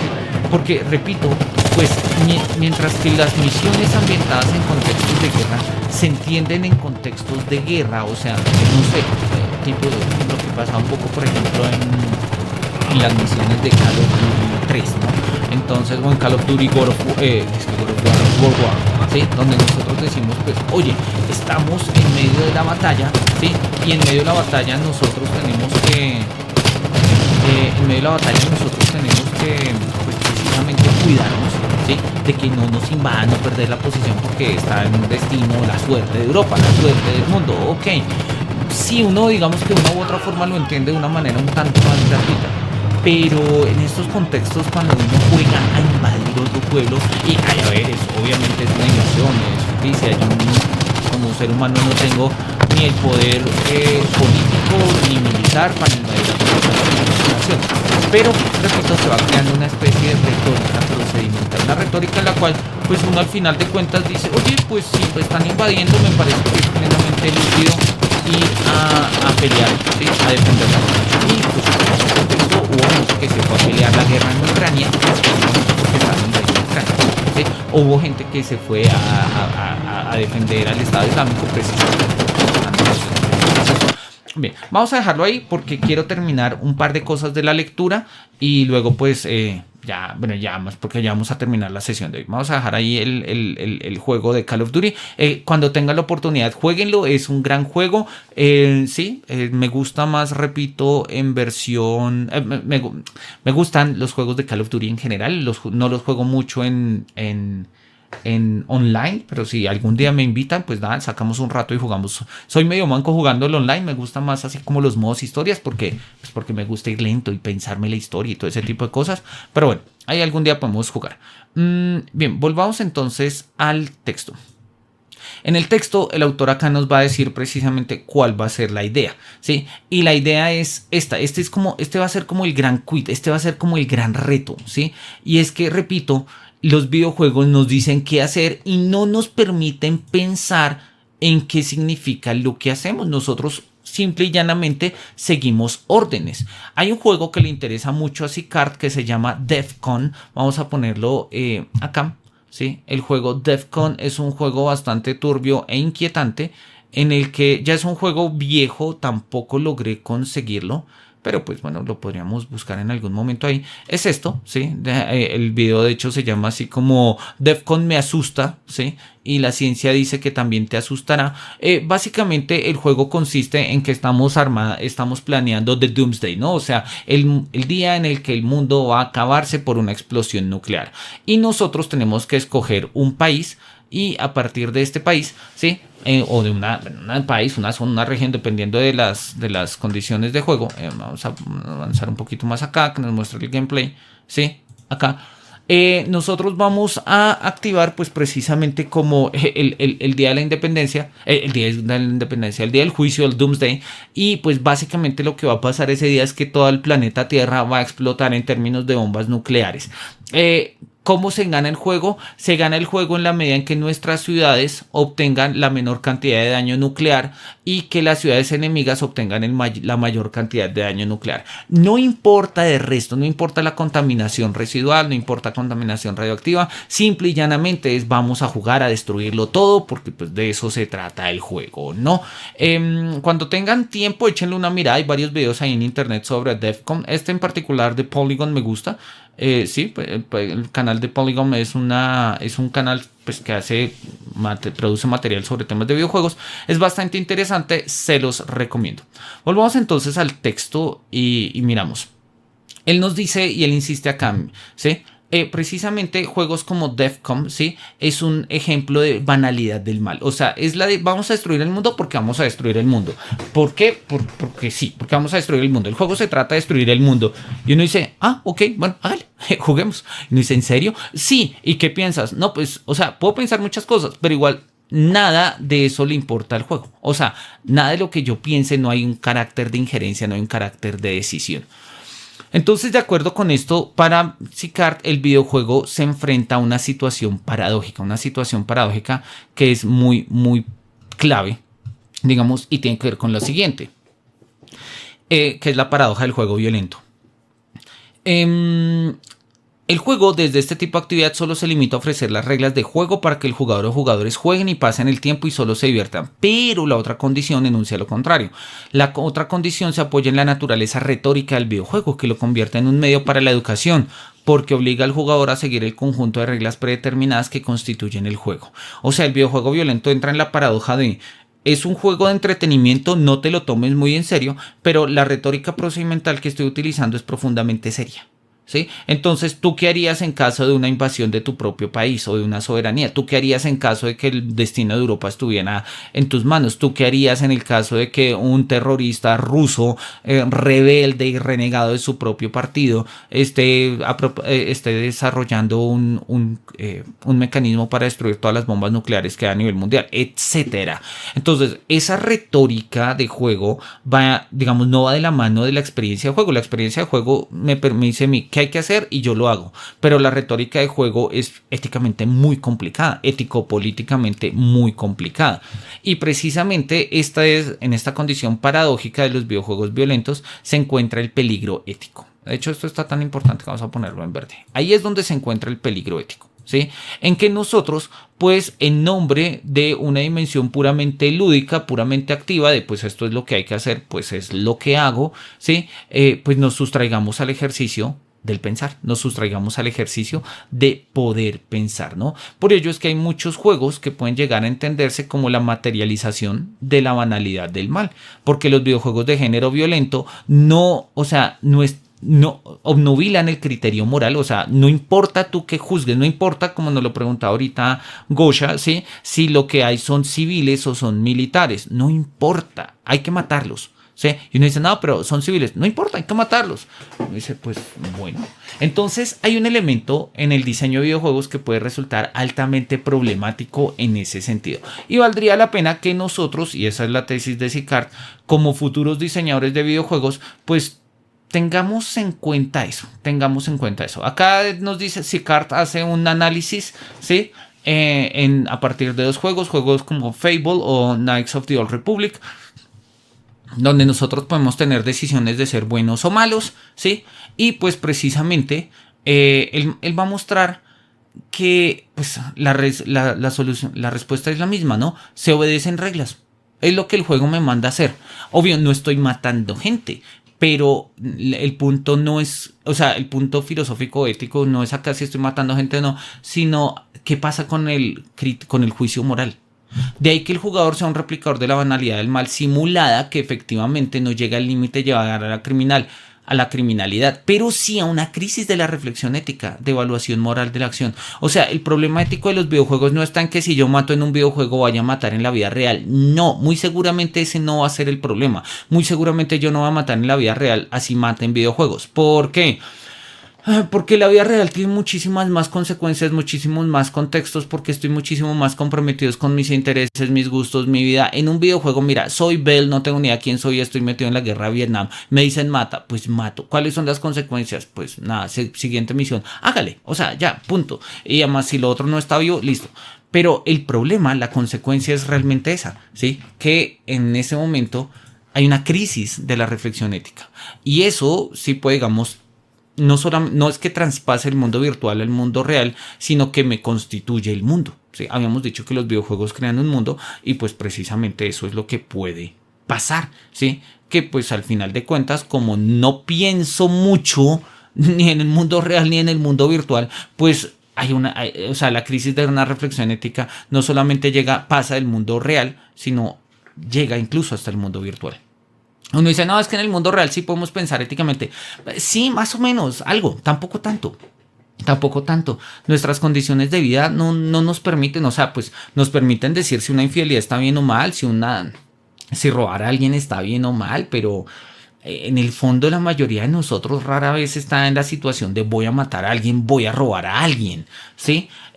La mayoría de nosotros está en situaciones más elementales de, bueno, pago el colectivo, pago el bus o no lo pago, ¿qué hago? Me subo por detrás, ¿sí?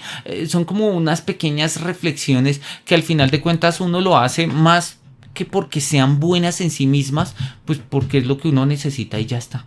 Entonces, sí, el mundo real tiene una dimensión, digamos, estable, parte de una crisis en la reflexión ética. ¿Qué pasa cuando eso también llega al mundo virtual? pues la crisis de una reflexión ética es considerable. Es considerable. Y no se trata acá de que la virtualidad va a ser la salvación del mundo real. No, no se trata de eso. Ni tampoco se va a considerar lo contrario. Que la virtualidad sea la condenación del mundo real. No, tampoco. ¿Sí? De hecho, ese dualismo nos puede hacer daño. De lo que se trata es de pensar precisamente cuál es el alcance de una reflexión ética. ¿Sí? Así las cosas, el jugador está condenado a la banalidad del mal simulada, aún más aún cuando estos son violentos. Esto quiere decir que si en la acción del juego realmente no se mata a nadie, mal simulado, entonces no hay consecuencias reales, banalizando lo representado en el juego. En últimas, la banalidad del mal surge como la consecuencia en la que el jugador pierde toda posibilidad de reflexión ética que los mismos videojuegos fomentan. De acuerdo, ese es el quid del asunto.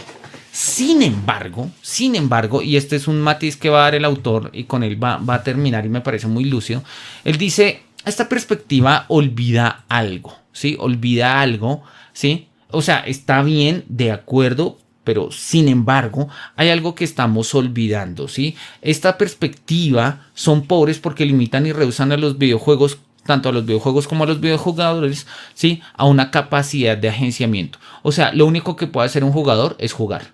¿De verdad? Lo único que podemos hacer es jugar. Pues mientras estamos jugando, quizás. Pero nosotros ya lo hemos dicho, jugamos en comunidades. Una cosa es lo que jugamos, otra es lo que hablamos, lo que pensamos, lo que escribimos, los streamings que hacemos, los comentarios que ponemos, las motivaciones que hacemos, los mods que diseñamos, los hacks que planeamos. Es decir, no somos tan profundamente pasivos. No somos tan profundamente pasivos. Estamos de acuerdo con Sicart en que la tarea de los videojuegos no es hacer videojuegos buenos. O sea, no se trata de lo mismo de, así como vamos a conservar de la historia solo lo que es bueno, vamos a hacer videojuegos únicamente que sean moralmente aceptables. No, esa es la peor censura y es complicadísimo. Sino que vamos a, y esa es la tesis de Sicart y me parece maravillosa, ¿sí? Crear juegos éticamente relevantes. ¿Y qué significa un juego éticamente relevante?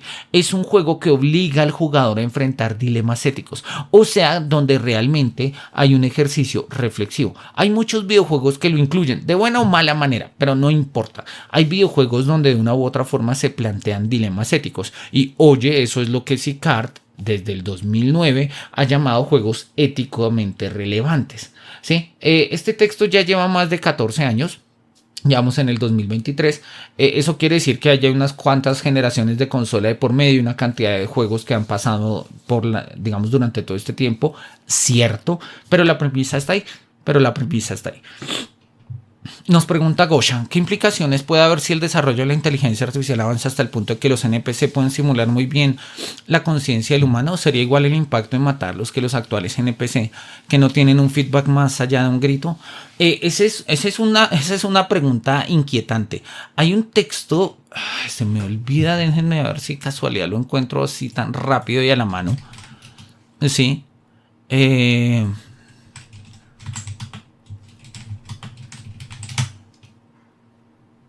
Este texto, compartámoslo, se llama... Este primero, Video Games, Violence and the Ethics of Fantasy, Killing Time. Es un texto de hace 2 años, es muy bueno. Lamentablemente me lo prestaba alguna vez, lo leí y no lo he vuelto a conseguir, pero valdría la pena conseguirlo. Es una pregunta muy interesante porque precisamente él pues hace la misma pregunta de ¿hasta qué punto puede existir violencia en mundos de fantasía? Y él dice, mira, hasta ahora no tenemos problemas porque hasta ahora, pues no sé, tú matas a un personaje en el videojuego y en la siguiente partida vuelve a aparecer. Y lo matas y vuelve a aparecer. Sí, son estos NPCs recurrentes. En el fondo son algoritmos.